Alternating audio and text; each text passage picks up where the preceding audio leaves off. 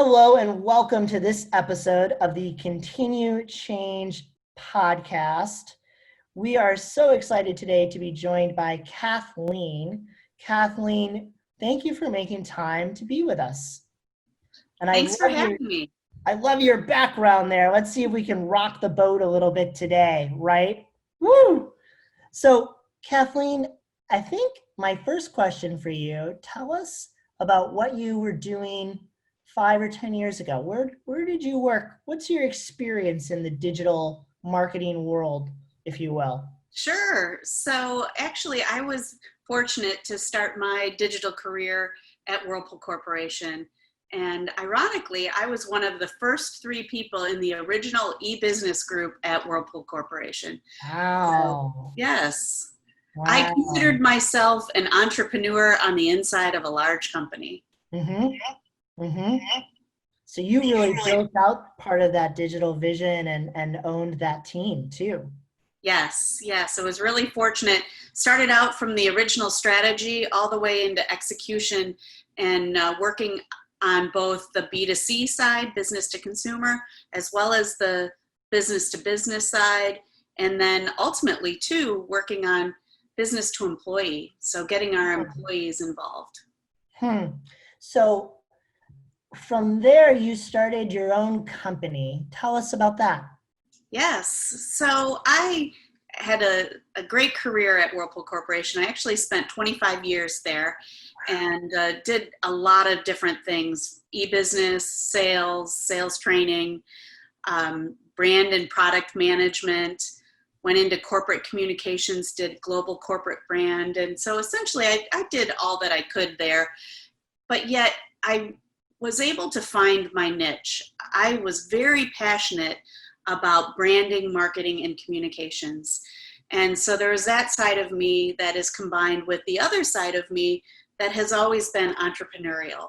Hmm. I am the youngest of 6 kids, and ironically, in my family, I was the only one that didn't own their own business. No kidding. So you Yeah, really, this is in your blood. You had yeah, no choice but ultimately to go this way.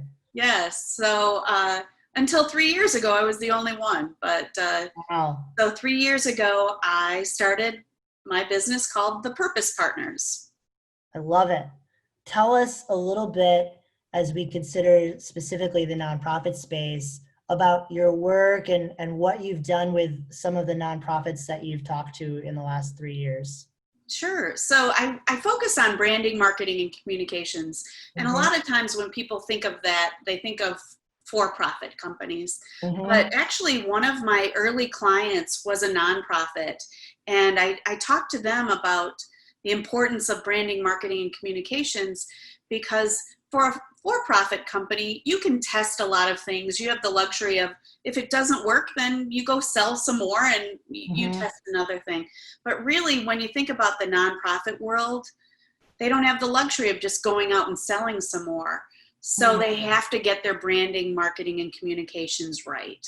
And it's very important to get their message out there because without their message, they're not going to spread their work, the good things that they do. People need to know about what they're doing in order for them to get donations, in order for them to get sponsorship, in order for them to make an impact. Hmm. Right. It seems so obvious that if we don't know that you exist, we can't possibly want to give money to you or volunteer for you or help with whatever your cause might be as a nonprofit. I think less obvious to some of our listeners is the question of what might you have learned from a consumer facing brand that is now taking you into a wiser journey with the nonprofits that you're working with. They Sure. seem to disconnected. How are they not disconnected? Right. I mean, so we all have a message to tell. And, you know, how you tell it, where you tell it, when you tell it is universal, whether you are for profit or nonprofit. And I think the one thing that I've learned from the really good for profit companies, the ones that make a difference in good times and not so good times, so like what we're experiencing right now, uh, are the ones that stand for something. So Hmm. if you know who you are, what you do well, and take a stand for that. And that's where you get people rallying around your company, your organization, your message. Hmm. Hmm. So right now, with all that's going on in the world, especially here in America, there are certainly opportunities to take a stand for things. Do you see companies, specifically nonprofit organizations, doing that? And if so, are they doing it well? You know, I've been surprised at the level of communications that I've seen from nonprofits Hmm. throughout this whole uh, environment. You see some rising to the occasion, but they've been fairly quiet. Hmm. And Hmm. and so my theory is they've been quiet because they don't know what they should do right now. You know, Right. or they've been quiet because hopefully they're working on their message. But Hmm. then you've also got that other group that is taking a stand for something, and so you Hmm. are seeing some organizations break through the noise and get their message out there in a relevant way with a with an audience right now that is clamoring for hope. Hmm. Hmm. Which I so very much love to see. I know some of the organizations that I follow seem to be really engaging with, for example, the Black Lives Matter movement.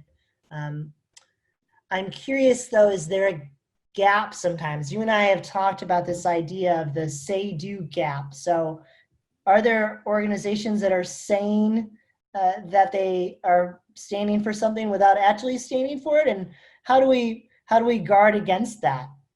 Well, that is certainly the number one rule of crisis communication is is your say do gap. Make sure it's really minimal, because if it's not, then you will cause your own crisis. Hmm. So if you're going to stand for something, stand for it.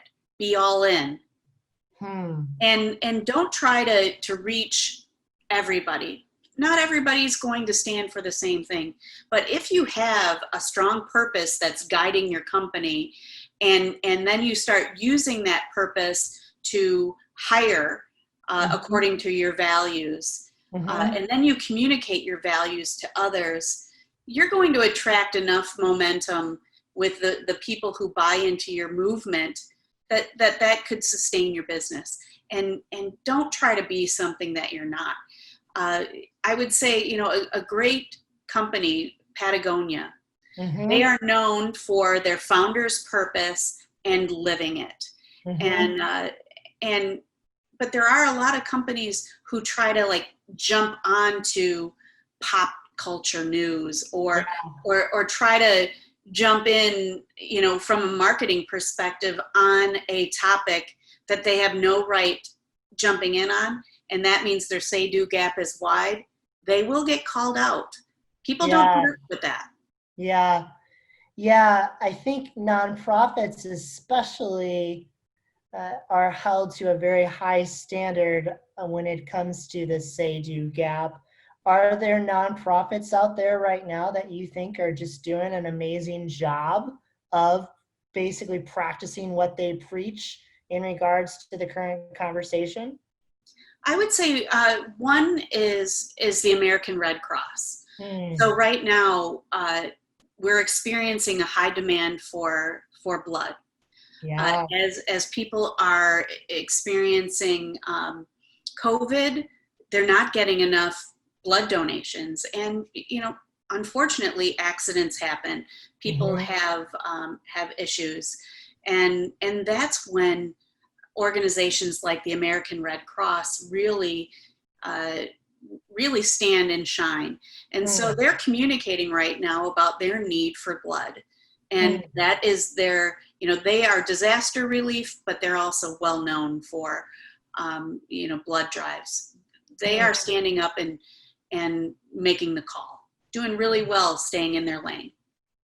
Right, right. So there's this idea of being authentic, but doing so in a way that also connects to your mission. Are there nonprofits that you've seen that you feel like are really dropping the ball? And if so, why do you think that is? I I don't know that I've seen nonprofits dropping the ball from a communications perspective being out there. But what I have seen right now is that there are a lot of nonprofits that aren't taking this slow time to communicate. Hmm. Communicate to your donors, communicate to your Hmm. members. Let them know what you're doing to serve the mission that Hmm. that they signed up for.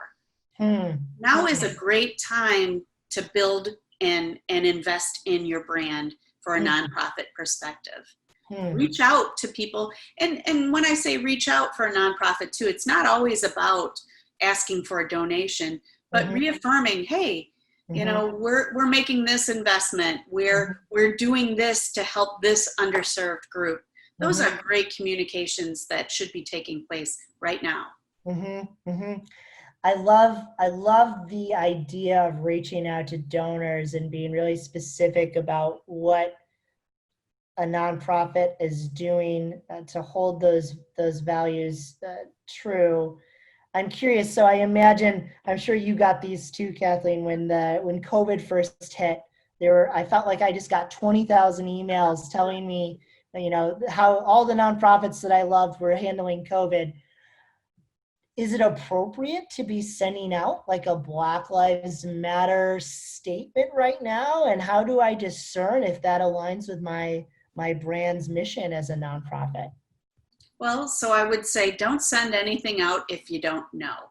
Yeah. If you didn't know before this movement took place, I would not be so quick to send something out. But what I would do is use this momentum behind Hmm. Black Lives Matter to have a conversation with your organization. Hmm. Where do you stand on that issue?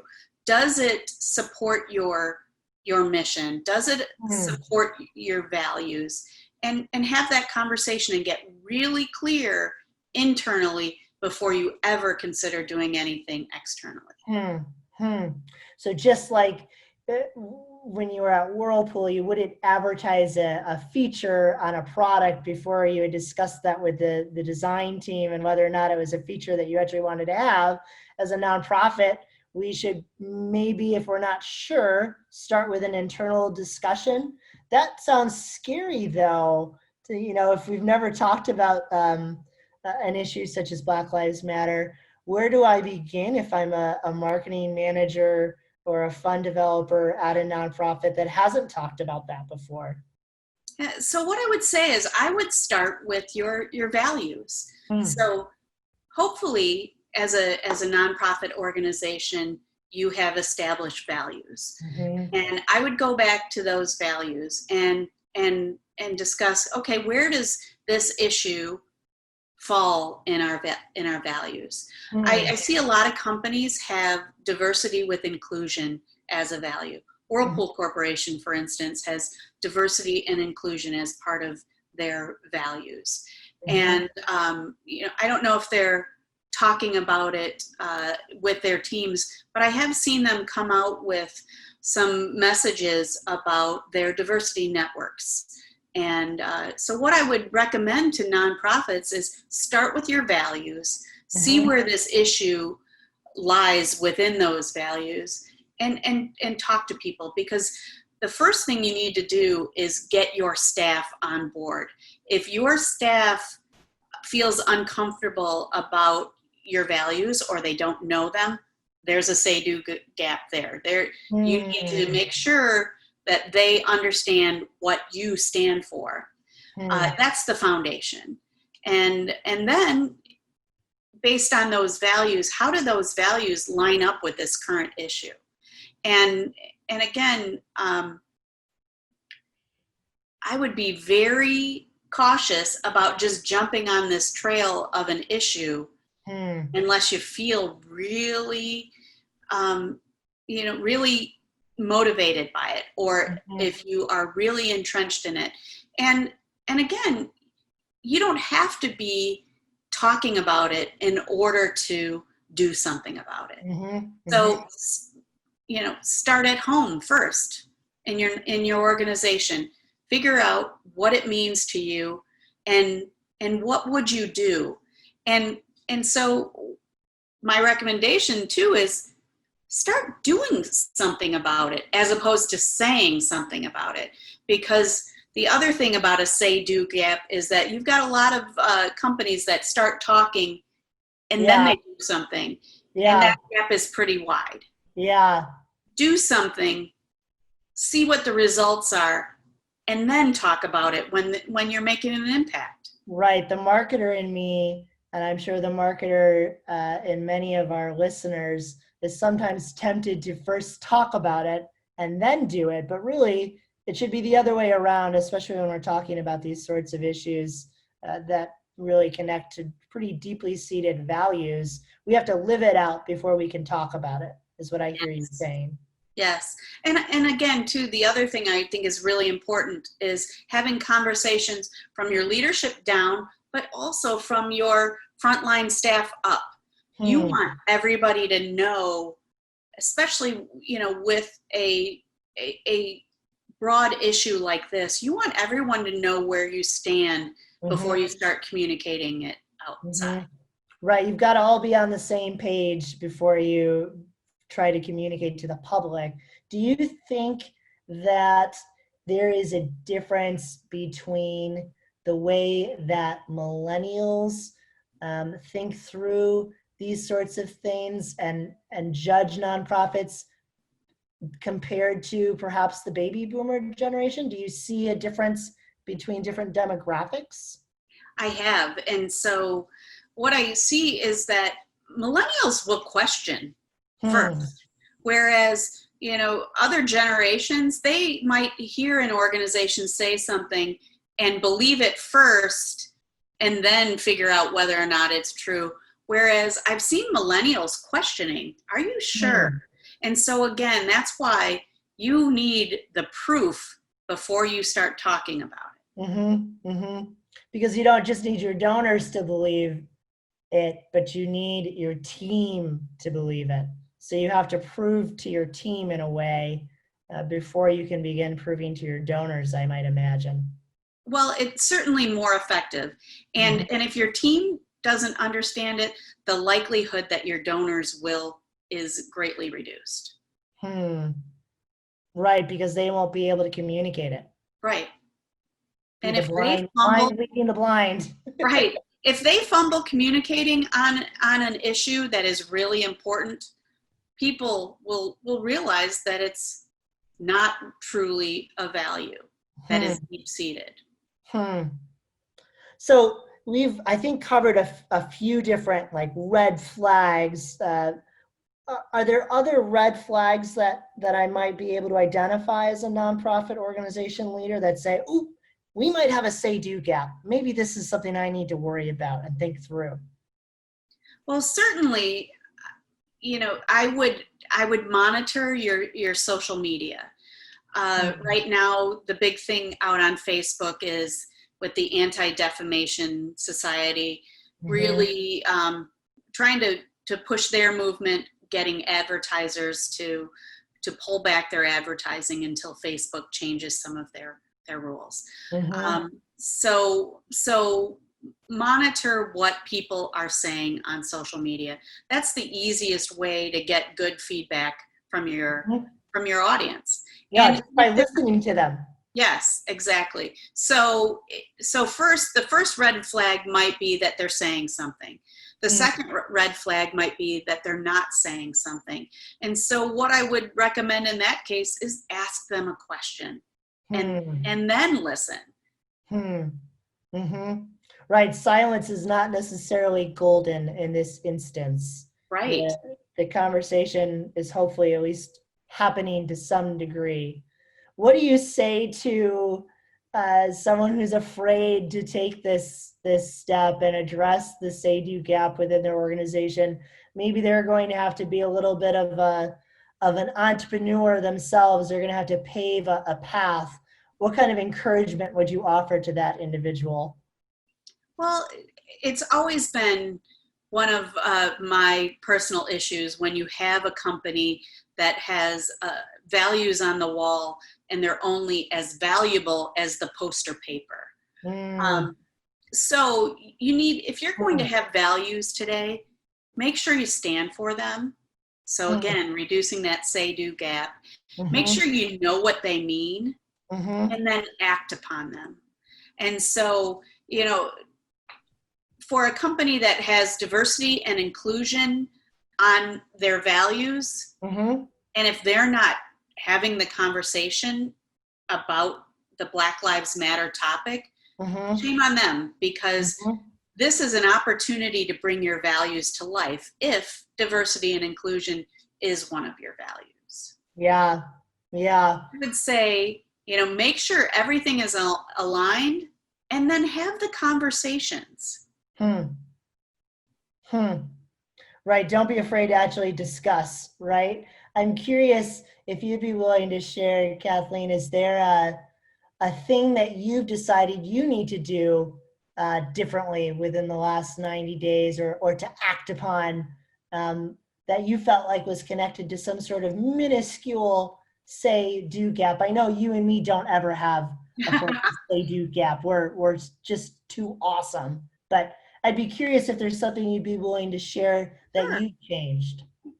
Yes, actually, well, with regards to Black Lives Matter, Mm-hmm. when I was at Whirlpool Corporation, I, along with my colleague Deb Vizen, she and I ran the Women's Network for 5 years there. And so Mm, we've always been a proponent of women in business. And when we were at Whirlpool, it wasn't, the Women's Network wasn't just for women. We would bring in men so that they could be our allies. And mm-hmm. so when Black Lives Matter came up, I did take a moment and pause, because what was really important to me and still is to me as a woman business owner is having good allies. Yeah. That, okay, you know what? I'm a white female. How can I help address this issue? Mm-hmm. I have friends and colleagues who are affected. I've heard their stories, but I actually reached out to a friend and just said, "Tell me Hmm. how I can be an ally." Hmm. And Hmm. what she said to me is, "When you hear people talking about this, speak up." Yeah. And Yeah. so that's how I've closed my personal say do gap on this issue, is that when I hear people saying all lives matter, Mm-hmm. yes, I agree that all lives matter. And you know what? The people who are behind Black Lives Matter also Also believe agree that. Yeah. that Yeah. all lives matter, but Yeah. all lives can't matter until Black lives matter. And Yeah. so what can I do to help promote that conversation? So Mm-hmm. I have said, I will be an ally.